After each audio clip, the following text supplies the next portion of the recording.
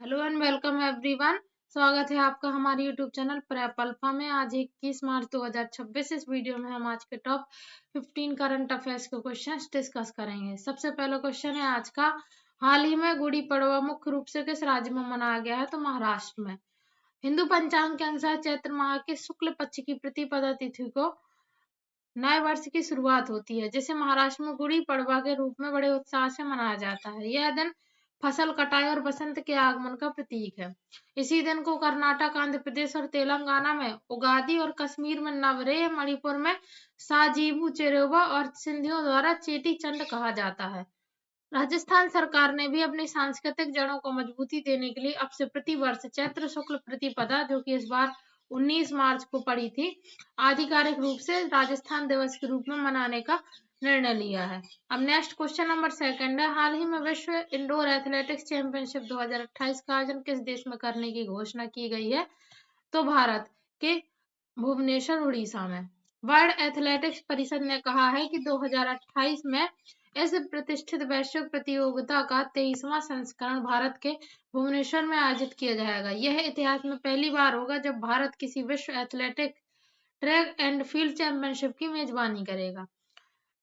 इसका मुख्य केंद्र भुवनेश्वर का कलिंगा इंडोर एथलेटिक्स स्टेडियम होगा। अब वर्ल्ड एथलेटिक्स, इसकी स्थापना 1912 में हुई थी। इसका मुख्यालय है मोनाको में। नेक्स्ट क्वेश्चन है, हाल ही में भारत सरकार द्वारा मंजूर की गई भव्य योजना का उद्देश्य क्या है? तो औद्योगिक पार्कों का विकास।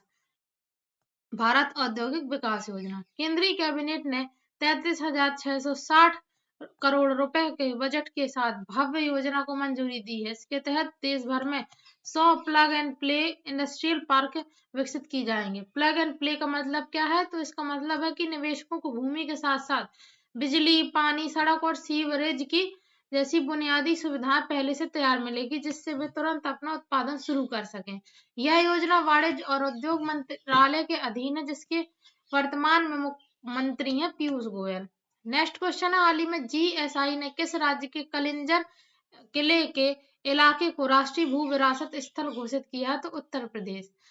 भारतीय भूवैज्ञानिक सर्वेक्षण जीएसआई ने उत्तर प्रदेश के बांदा जिले में स्थित ऐतिहासिक कलिंजर किले को उसके आसपास की पहाड़ियों को राष्ट्रीय भू विरासत स्थल का दर्जा दिया है।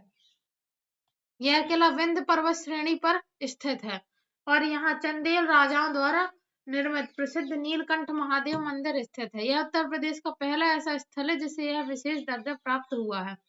जीएसआई की स्थापना 1859 में हुई थी और मुख्यालय है कोलकाता में। नेक्स्ट क्वेश्चन है, हाल ही में विश्व गौरैया दिवस किस तिथि को मनाया गया है? तो 20 मार्च। गौरैया पक्षी की घटती संख्या और उनके संरक्षण के प्रति जागरूकता फैलाने के लिए प्रतिवर्ष 20 मार्च को यह दिवस मनाया जाता है। वर्ष 2026 की थीम है केयरिंग एंड शेयरिंग। 20 मार्च को ही अंतरराष्ट्रीय प्रसन्नता दिवस और फ्रेंच भाषा दिवस मनाया गया है और प्रसन्नता इंडेक्स में इस साल भारत 116वें नंबर पे है। पिछले साल 118वें नंबर पे था। नेक्स्ट क्वेश्चन है, हाल ही में भारत ने किस देश के साथ 9वीं सदी के परमानंद मंदिर की मरम्मत के लिए समझौता किया है? तो इंडोनेशिया। भारत सरकार ने इंडोनेशिया के जावा द्वीप पर स्थित विशाल हिंदू मंदिर परिषद परमानंद के संरक्षण और मरम्मत के लिए यह एक ऐतिहासिक समझौता किया है। यह 9वीं शताब्दी में संजय राजवंश द्वारा बनवाया गया था और यह भगवान शिव, विष्णु और ब्रह्मा को समर्पित है। यह यूनेस्को विश्व धरोहर स्थल भी है। नेक्स्ट क्वेश्चन है, हाल ही में प्रतिष्ठित किस ह्यूमैनिटेरियन अवार्ड 2026 से सम्मानित किया गया है? तो नीता अंबानी को सम्मानित किया गया है। तो रिलायंस फाउंडेशन की चेयरपर्सन नीता अंबानी को उड़ीसा के भुवनेश्वर में Kalinga institute of social sciences द्वारा अंतरराष्ट्रीय मानवतावादी पुरस्कार से सम्मानित किया गया। उन्हें यह सम्मान स्वास्थ्य और महिला सशक्तिकरण के क्षेत्र में उनके असाधारण कार्यों के लिए दिया गया है। नेक्स्ट है, हाल ही में किस राज्य ने अपनी विधानसभा में समान नागरिक संहिता 2026 विधेयक पेश किए? तो गुजरात। उत्तराखंड के बाद गुजरात दूसरा राज्य बनने की दिशा में है जिसने विधानसभा में समान नागरिक संहिता विधेयक पेश किया है। गुजरात भारत में सोलर रूफटॉप स्थापना में प्रथम स्थान पर है और यहाँ का गिर नेशनल पार्क एशियाई शेरों का एकमात्र प्राकृतिक निवास है। नेक्स्ट क्वेश्चन है, हाल ही में प्रतिष्ठित स्टॉकहोम जल पुरस्कार 2026 से किसे सम्मानित किया गया है? तो काबे मदानी को। प्रसिद्ध वैज्ञानिक प्रोफेसर काबे मदानी को जल प्रबंधन और जलवायु परिवर्तन के क्षेत्र में उनके उत्कृष्ट वैश्विक योगदान के लिए स्टॉकहोम जल पुरस्कार दिया गया है, जिसे जल का नोबेल भी कहा जाता है। नेक्स्ट क्वेश्चन है, हाल ही में कौन सा देश आधिकारिक रूप से विश्व स्वास्थ्य संगठन यानी कि WHO से अलग हो गया है? तो अर्जेंटीना। दक्षिणी अमेरिकी देश अर्जेंटीना ने आधिकारिक तौर पर WHO से अपनी सदस्यता वापस ले ली है। अर्जेंटीना की राजधानी है ब्यूनस आयर्स और मुद्रा है यहाँ की पेसो। WHO की स्थापना 7 अप्रैल 1948 में हुई थी, जिसका मुख्यालय है जिनेवा, स्विट्जरलैंड में। नेक्स्ट क्वेश्चन है, हाल ही में जनगणना 2027 के लिए किसे ब्रांड एम्बेसडर नियुक्त किया गया है?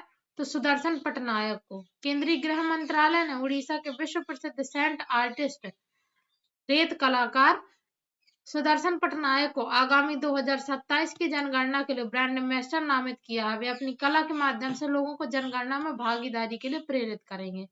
नेक्स्ट क्वेश्चन है, हाल ही में गौ टेक शिखर सम्मेलन का आयोजन कहाँ किया गया? तो पुणे, महाराष्ट्र। गाय आधारित अर्थव्यवस्था, पंचगव्य आयुर्वेद और ग्रामीण विकास को बढ़ावा देने के लिए पुणे में भारत का सबसे बड़ा गौ टेक सम्मेलन आयोजित किया गया है। उत्तर प्रदेश के मथुरा में देश का पहला नेशनल काउ कल्चर म्यूजियम बनाया जा रहा है। नेक्स्ट क्वेश्चन है, हाल ही में 21 मार्च को कौन सा अंतर्राष्ट्रीय दिवस मनाया गया? तो अंतर्राष्ट्रीय वन दिवस। जंगलों के महत्व और उनके संरक्षण के प्रति जागरूकता के लिए 21 मार्च को दिवस मनाया जाता है। 21 मार्च को वसंत विषुव यानी कि स्प्रिंग इक्विनॉक्स भी कहा जाता है, क्योंकि इस दिन सूर्य भूमध्य रेखा पर सीधा चमकता है और पूरी पृथ्वी पर दिन और रात की अवधि बराबर होती है। हाल ही में 6 साल बाद लिपू लेक दर्रे से किन दो देशों के बीच व्यापार फिर से शुरू होने जा रहा है? तो भारत और चीन। 2019 के बाद पहली बार उत्तराखंड के पिथौरागढ़ में स्थित लिपू लेक दर्रे से भारत और चीन के बीच सीमा व्यापार पुनः शुरू होने जा रहा है। यह मार्ग ऐतिहासिक सिल्क रोड का हिस्सा रहा है। नेक्स्ट क्वेश्चन है, हाल ही में जोमेटो ने अपनी प्लेटफॉर्म फीस बढ़ाकर कितनी कर दी है?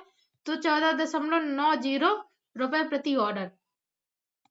ऑनलाइन फूड डिलीवरी जोमेटो ने परिचालन लागत का हवाला देते हुए अपनी प्लेटफॉर्म फीस 12 रुपए से बढ़ाकर 14.90 रुपए कर दी है, जिससे अब ऑनलाइन खाना ऑर्डर करना और महंगा हो जाएगा। तो ये थे आज के हमारे करंट अफेयर्स के क्वेश्चंस। Thanks for watching.